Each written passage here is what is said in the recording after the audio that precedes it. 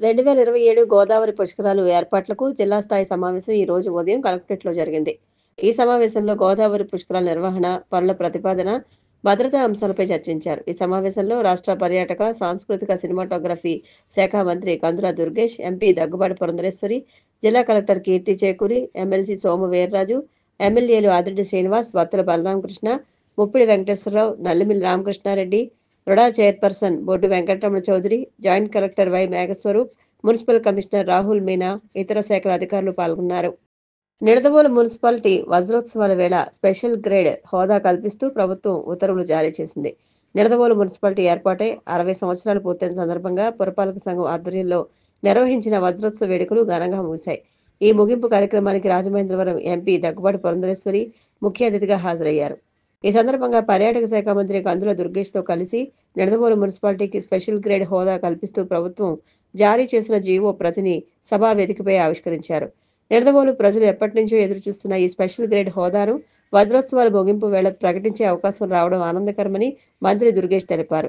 ఈ సందర్భంగా మంత్రి కందుల దుర్గేష్ మాట్లాడుతూ, నిడదవోలు చారిత్రక పట్టణమని, తూర్పు చాళుక్యులు, కాకతీయులు ఏలిన పవిత్ర నేల అని పేర్కొన్నారు.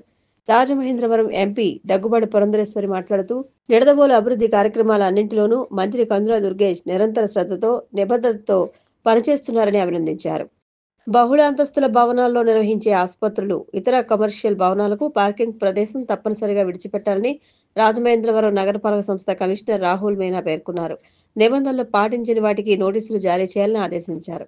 నగరపాలక సంస్థ కార్యాలయంలోని పీజీఆర్ఎస్ హాల్ నందు ప్రణాళిక విభాగం అధికారులు, సిబ్బందితో శుక్రవారం ఆయన సమావేశం నిర్వహించారు. ఈ సమావేశంలో ఆయన మాట్లాడుతూ, అంబులెన్స్లు, పేషెంట్ల తాలూకా వాహనాలను సెల్లార్లోనే పార్కింగ్ చేసుకోవాలని స్పష్టం చేశారు. అలా కాదని రహదారుల వెంబడి పార్కింగ్ చేస్తే ఉపేక్షించేది లేదని తేల్చి చెప్పారు. సెల్లార్ ప్రదేశాన్ని కేవలం వాహనాల పార్కింగ్కే వినియోగించాలి తప్ప ఆసుపత్రి లావాదేవీలకు వినియోగిస్తే చర్యలు తప్పవని సందర్భంగా హెచ్చరించారు.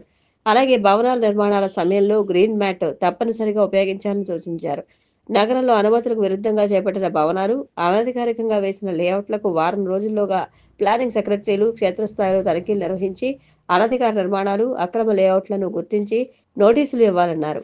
అలాగే ఎల్ఆర్ఎస్ మరియు బీపీఎస్ స్కీమ్లకు సంబంధించి భవన యజమానులకు అవగాహన కల్పిస్తూ క్రమబద్ధీకరించుకునేలా చూడాలన్నారు.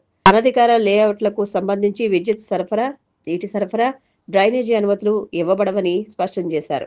డిప్యూటీ సిటీ ప్లానర్లు నాయుడు, పి శ్రీనివాస్, ఏసీపీలు, ఇతర టౌన్ ప్లానింగ్ సిబ్బంది పాల్గొన్నారు. ఏజెన్సీ నుంచి శ్రీ సత్యసాయి జిల్లాకు అక్రమంగా తరలిస్తున్న 65,73,000 రూపాయల విలువైన 131 కేజీలకు పైగా గంజాయిని నల్లజర్ల పోలీసులు స్వాధీనం చేసుకున్నారు.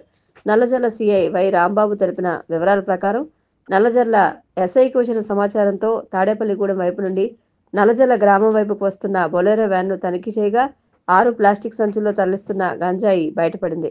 దీంతో సత్యసాయి జిల్లా మారేటిపల్లి గ్రామానికి చెందిన డ్రైవర్ తలారి ఆనంద్, అదే జిల్లా పెంట్లకుంటపల్లికి చెందిన పోల మనోహర్ను అరెస్ట్ చేసి గంజాయిని స్వాధీనం చేసుకున్నారు.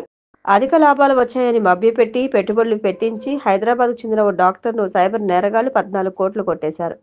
నేరగాళ్లు డాక్టర్ను మౌలిక మాధవన్ పేరుతో ఫేస్బుక్లో డాక్టర్కు మెసేజ్ చేశారు. ఆపై నకిలీ ట్రేడింగ్ వెబ్సైట్ లింక్ పంపించారు.